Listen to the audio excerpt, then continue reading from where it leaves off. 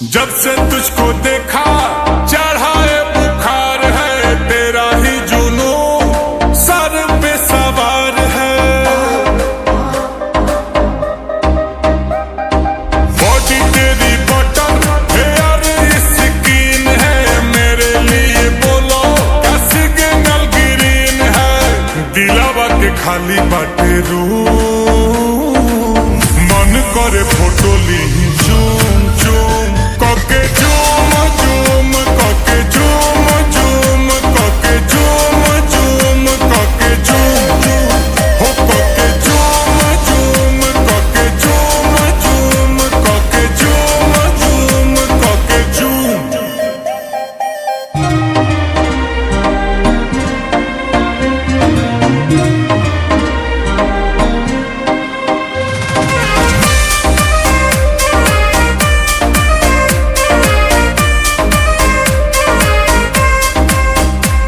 वो मीठी मीठी बातें गजब की मुलाकातें, वो याद आती है रात जाने जा।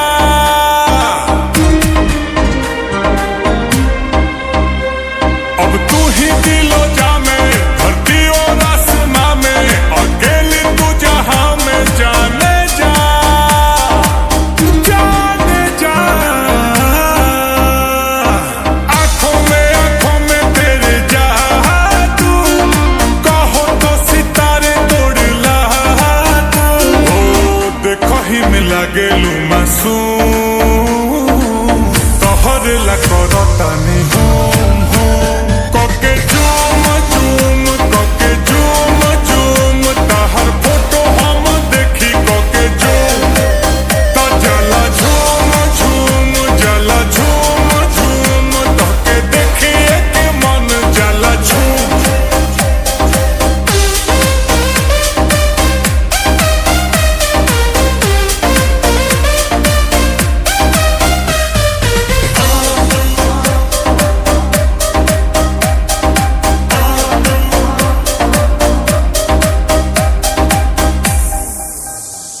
तू ही मेरी कहानी, तुझ में ही जिंदगानी, इस प्यासे की हो पानी जाने जा।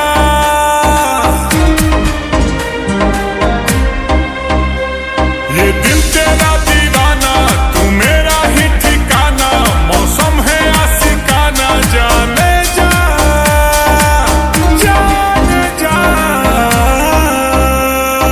सांसों में तू बसी है, लबों पे मेरे तू ही हंसी है। गुची के लगा के परफ्यूम, फिगर ब्लास्ट करे बूम।